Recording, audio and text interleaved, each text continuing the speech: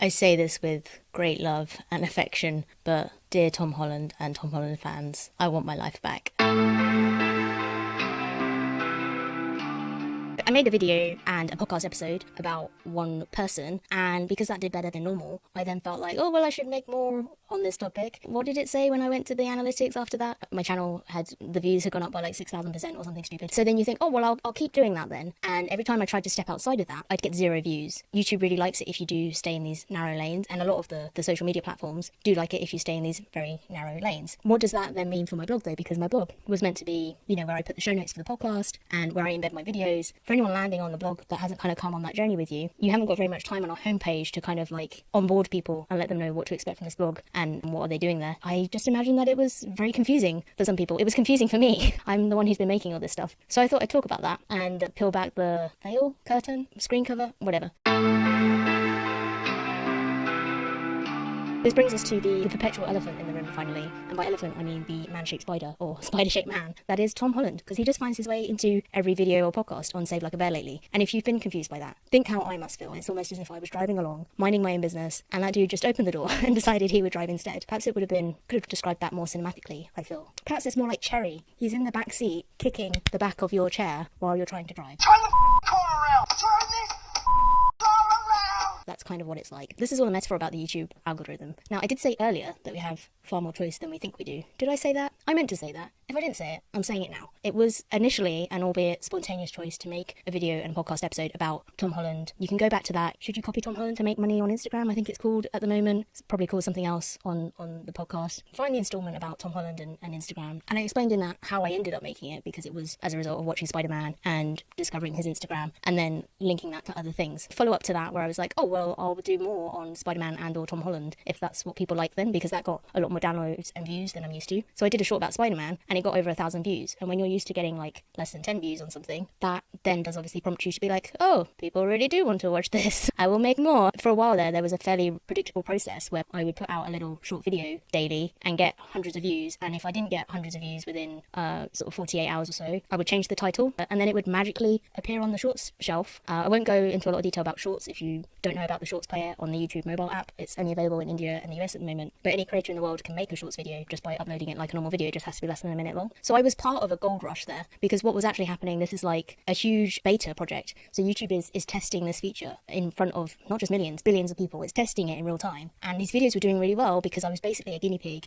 in YouTube's experiment. And obviously that sampling at some point had to come to an end. And I was like, when this crashes, when they've got the data that they need and they move on to the next thing, which seemed to be about the same day that they launched Shorts in the US, I was like, I'll just go back to making longer videos. No problem. Why did I continue down that road instead of making something about a different celebrity every week? So there's 2 reasons. And one of them, I'll explain in a second. It's something you might be able to use even if your brain doesn't work the same way as mine, because you can cheat my way of processing to an extent. But the other reason was that, fair play to Tom Holland, of all the people for me to make something about and it to get picked up by the YouTube algorithm. While I argue that everyone is exceptional, it's just that most of us talk ourselves out of being exceptional. He is a bit more interesting than your average performer, considering I think he's only like in his mid-20s. Thank you. So I don't believe in worshipping famous people. You can refer to my episodes on Harry Styles and why I don't call myself a fan, even if I follow news about someone or I support their products by buying their music or whatever. I just don't conceptualize of myself as a fan. If you identify as a Hollander, please don't take offense if I don't call myself a fan of King Holly. King Holly was obviously a nickname. Well, not obviously, but that was a nickname that cropped up in conversations on one of my other Instagram accounts that is not intended to be taken seriously anyway. And so then that became a thing. Anyway, as far as I'm concerned, there are lots of storytellers in the world. So Harry Styles is one of them through his music and his acting. Tom Holland is a storyteller. His dad is a stand-up comedian. That makes him a storyteller. I'm a storyteller. You might be a storyteller if you like to paint on the weekend or you work in advertising during the week. We're all effectively doing the same thing, just for very different sized audiences, and also the delivery might feel quite different. So besides Spider-Man having a lot in common with my all-time fave, Buffy, although I don't have time to explain that right now, there are 4 things that I find interesting about King Holly, and you won't be able to guess what they are. None of them are relevant to today. So actually we can talk about that another day if you like. I'll just say instead the usual complimentary stuff. I mean, he's probably one of the most versatile British actors we have for his playing age. He's in a very narrow group of actors along with Tom Hardy, who are able to carry the majority of a movie even with most of their face covered, which last time you checked, being able to see an actor's face was probably quite important. Not to me, because I don't read facial expressions very well, apparently. Again, I'll cover that in a sec, because it's something you can use to your advantage. He seems to have inherited his dad's sense of comedic timing, and I'm also interested in how bloggers and content creators use their platform. And he uses his to drive people towards his family charity, the Brothers Trust. So he's at least in line with the kind of influencer I would be okay associating myself with anyway. But one of the big dangers we keep finding when you name check someone online is that they turn out to be like, I mean, I don't want to say their name and sully my content, but it rhymes with Cole Bark. And we think with the internet, like, no one can behave badly in secret anymore. I think there's still a generation of bad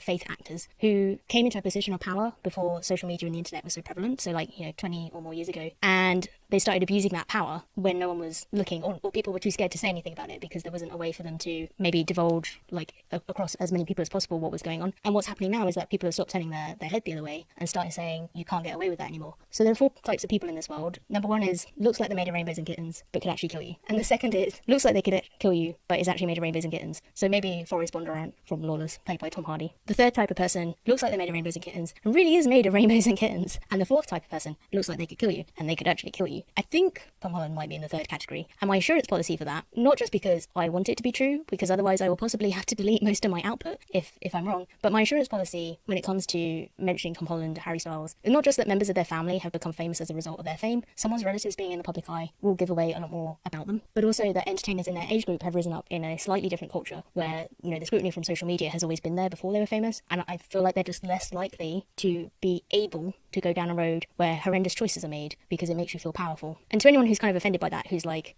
well, of course Harry Styles doesn't, bully people in his spare time. How dare you suggest that they could be anyone else behind closed doors? But that's why we're so disappointed every time we find out that someone, it looked like they were made of rainbows and kittens, and they weren't made of rainbows and kittens. It's sad, but it happens. This raises the question, why use these people as examples to talk about personal finance in the first place? Like, why not just leave them out of it? And the answer is, I got really fucking bored of sharing the same savings tips as everyone else about how if you shop in the world foods aisle, you can find the exact same product cheaper than on another shelf in the same supermarket. Not that many of us don't still need that information for the first time, but the more I talked about why I found saving money easy, I realised I could give you 1,000 tips and it might do sweet full to your savings behaviour if you don't tackle the underlying psychology behind why we overspend. Not because I'm a psychologist, but like I said, I'm coming at it from the point of view that if I find something easy, why not share why I find that easy? And you need to tackle the underlying psychology behind why do we try to live a lifestyle like someone like Tom Holland, even though we're not earning what they are in the slightest. As is often the case, if you go back to things I've made, the thing is never the thing. That episode I mentioned about Harry Styles is not really about Harry Styles if you dig underneath that. So I've made 30 plus videos, I think, and a number of podcast episodes about money and Tom Holland on the surface, not because he's any more special than you are. I'm really interested in how does YouTube function, how do you reach people with a podcast and change their lives meaningfully by sharing the things that helped you, especially when people spend like 7 seconds reading a blog post, so why would you blog instead? And especially if you have access to a way of processing things that they don't. And Tom Holland has just become like this very expensive sports car that I test drive to work out how all of those analytics work. I don't recommend taking loans, not that I can give advice because I'm not a financial advisor, but Tom Holland in the public imagination is basically on loan to us so that we can understand other things in a way that's more relatable and entertaining than if I tell you, you should probably stop buying things in a squeezy plastic bottle if you want to save money. Who gives a flying squirrel? Now, apologies if it feels like you found out that you're inside the matrix. If you have been following Save Like a Bear, all of this has been part of a giant content experiment. There is an end in sight, whether you're a fan or not. So the Tom Holland stuff is part of a bigger picture, and that will make sense in about 20 episodes time. I'm trying to prove a point to line your pockets, not mine. And if you caught the end of episode 19 of the podcast, the point isn't to prove my self-worth by trying to get his attention either. I said one thing I learned about blogging is we never stop testing, and so I don't think it spoils anything to say that this has been a content experiment, because all content is a content experiment at all times. Now, one of the enablers of all this is that the only time-consuming part has been in the actual editing, because I try to construct things that are beyond my editing ability, but that's how we learn, right? So despite knowing almost nothing about Tom Holland prior, I've had to do very little research in order to make these videos, and I'm not trying to do that English thing of like, oh, well, I didn't really care, so I didn't really try. I don't have time to explain the concept of a second brain in as much detail as I probably should. Basically, I'm autistic. Oh, by the way, that was another thing that happened during my first year of blogging, which is that I got the autism diagnosis that I probably should have had a few decades ago. And that was one of the things that has completely changed my approach to organisation and my understanding of so many things. So I assume it's an autistic trait because I don't know anyone neurotypical whose memory works in the same way as mine, but if you know what a flashbulb memory is, I feel like I have those, but in the thousands. This isn't scientific, by the way. This is just my anecdote of what it's like to be autistic and why I think it's amazing, but it presents unique challenges also. From a processing standpoint, I have to be careful what I consume because that can get very overwhelming very quickly. If you don't know, a flashbulb memory in psychology is the idea of like, if I said to you, do you remember what you were doing the day that Princess Diana died. And for most Tom Holland fans, the answer would probably be no, because you weren't born yet. Was he born yet? I think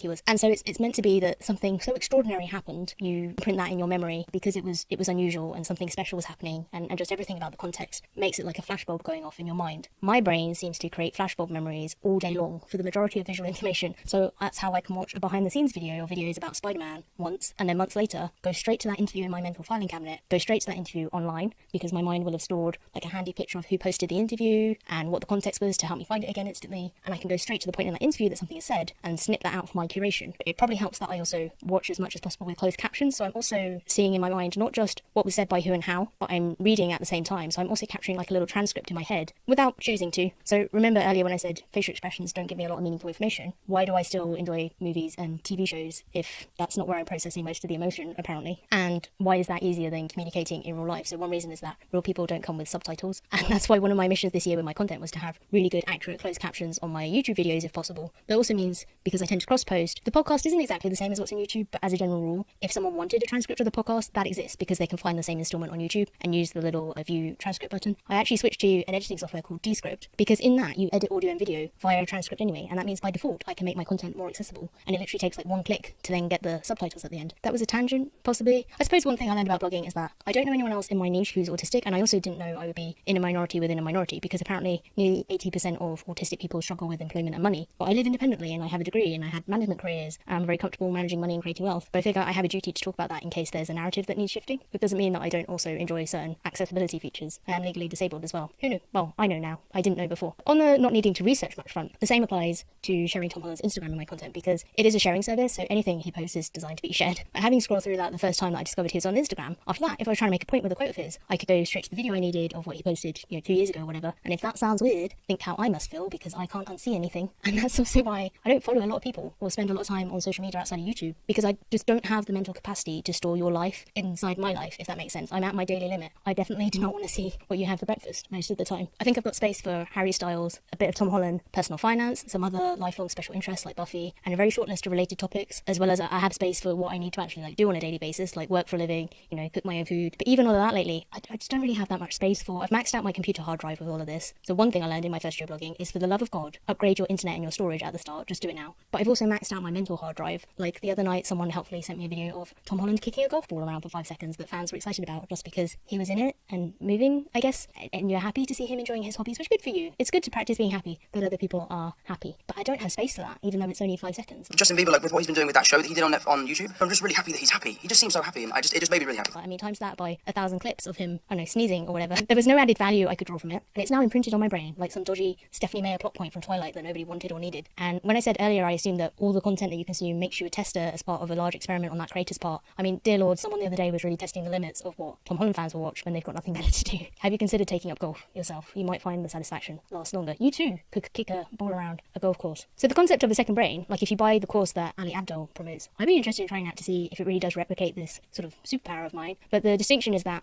the second brain, as it's taught to neurotypical people, is it teaches you to capture everything in like note-taking software, and then you're meant to go through like a whole process of then connecting that to other things in your note-taking software. I don't need to write down the majority of what I've seen. So channels like Broe-Chanel and those kind of essay channels, if she wanted to make a video about Tom Holland, she has to enlist all these researchers to go and watch mountains of footage and live and breathe that person. Or D'Angelo Wallace is a good example. He talked about when he made his essays about the Paul brothers and some other dodgy YouTubers, maybe not Logan Paul anymore, but he spent like a month solid deep diving their channels and doing endless research in print and video, and that ultimately it's bad for his mental health, but also it means that he's having to absorb a lot of information about someone I don't think he's ever even met. And as much as Tom Holland is probably one of the better people to live vicariously through, you're not living your own life. And on that point, I think one thing I've learned is don't compare yourself to other creators, no matter what size the creator is or whether they're kind of like in the same medium as you. I was watching channels like Broe-Chanel and thinking, how are they updating so frequently? And the answer is often that other people have either got like an army of free helpers, or they're paying someone to help them, or they are jeopardizing themselves massively on a personal level to bring that thing to you. So my unfair advantage is that I don't have to do any of that wading through the research for a month. The downside, which I mentioned, is that I still have a really time-consuming process to go from idea to upload. And I think that's because I still have a huge amount of information at my fingertips that I can synthesize, probably because I just consume too much. Like I get a huge amount of media every day, and the point behind a second brain is that you're meant to look at your note-taking software of what you read, watch and listen, and make connections between those things so that you can learn new things and understand the world more deeply. Most of us read a book, can't tell anyone what it was about, watch a movie, forget how it ended a week later, even though you really enjoyed it. But my second brain is in my head, and all of my daily processing with every YouTube video, podcast, blog post, TV show, who watches TV anymore, but still, is connecting all those things to each other and to those thousands of flashbulb memories. So the media library inside my editing software pretty much matches the media library in my head. And the only off switch is either when I'm reading, which is still consuming something, or when I'm asleep. And that means it might still take me 1, 2, 3 weeks to edit just one installment of Save Like a Bear, not because I don't know where to find the source material or because I have to invent and research material, but simply because the argument that my mind is constructed might mean referring to 20 interviews from the past 4 years and then scripting something that logically links those together in a way that's helpful to you. And it simply takes time to record all of that and upload it to your editor, especially when you've got less than 10 gigabytes free on your hard drive. Please buy yourself some more storage space. And then I have to cut it together with a hacksaw because I'm a blunt instrument in my social life and a blunt instrument on a computer. And then there's all the steps that you go through after that to publish that, and then I don't really promote anything, so at least there's some time saved there. Does make you wonder, should I have just stuck to writing blog posts? So one thing I've learned is that you and I should perhaps try and make more simple content, if I'm even capable. I think I've probably tried to learn to run before I could walk by making video essays too soon with like an act 1, act 2, act 3. I used to write a lot of screenplays for fun, so that's probably why that's my default when writing anything. But I recommend trying to zero in on something much smaller. We still have an act 1, act 2, act 3, everything does. But my challenge with the next thing I upload will probably be, can I only make 1 point instead of 20? Failed on that one today, obviously. I have covered a huge amount today, so let's tie a frayed ribbon around all of this. This takes me back to something I said earlier, which is that we all have far more choice than we think we do. So everything I just described sounded like I'm in a cage, but it's all about your outlook. So I would not exchange being autistic for being normal, whatever that means, because I finally found a use for my unusual memory. And there are people who look like they could kill you and would actually kill you to have a memory like mine. And technically, YouTube didn't force me to make videos about anyone in particular. I interpreted the data as that's what I should do more of, and here we are. But I can also choose to pivot away from that, which is certainly what I'm going to try to do, just because I think it's very confusing for anyone who discovers Save Like a Bear. It's about me testing what content works for you and what you find useful. I can't do that without having a USP, so that's how I ended up being the only podcasting channel that combines personal finance topics with commentary on King Holly and his movies. And also I'm autistic, which makes it like extra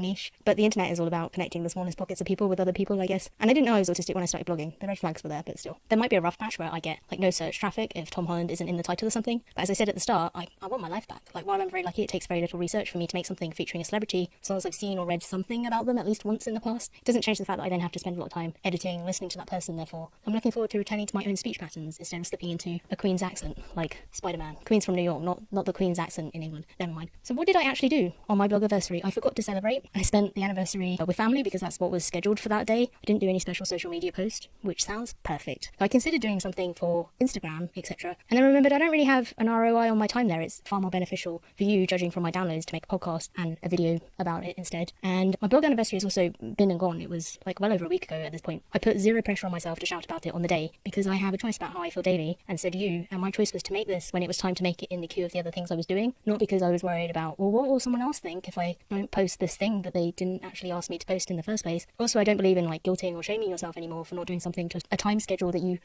were the only person who imposed that schedule on you as a form of punishment. When I said there's 4 things I find interesting about Tom Holland, you won't be able to guess what they are. I lied. There's 5 things. And the 5th thing is that we have something in common, which is that I was also a performer growing up, not just because I was autistic and therefore I was masking all the time, as it turns out, but from what he said that I've highlighted before. We both know what it's like to constantly seek approval. I hope he moves away from that. I'm just going to make the next thing I say seem really strange, but stick with me to the end. So all the gurus out there will tell you that you have to blog or upload every single week, or you may as well not bother. But if you learned anything from this today, I'd invite you to like this and subscribe. Not because I will be back every Monday and Friday, or whatever it is people promise you when they're creating impossible standards for themselves, but actually because I don't know when the next upload will be, unless I have one of my very spontaneous attacks of, I must share this with you right now because you need to know this for life, in which case I'll see you next week, maybe. But otherwise, the next upload, it'll be some point during the next 2 months. But the best way to find out when that goes live is to like this and subscribe. Not because I need your approval. Please, if you know this applies to you, and you want to start a blog, or you're having a hard time making content, or you're just having a hard time feeling seen and heard at school or work, don't seek the likes and vanity metrics like the subscriber and follower counts because you need outside approval. I suggest that you like and subscribe to this so that if I make something in future that could help you, it increases the chances that that thing will get shown to you on platforms where the algorithms are deciding what they think you want to know. Tell them what you want to know more about by making the choices that are available to you. Tom Holland didn't ruin my content. I made a choice. I chased after a bright shiny thing in the hope of reaching more people when maybe I should have just focused on making the stuff that's the most useful and shareable regardless. So don't forget the most important thing from today. If you want to save money, stop buying anything in a squeezy plastic bottle. Such a waste. Such an unbelievable waste of money. Go forth. Don't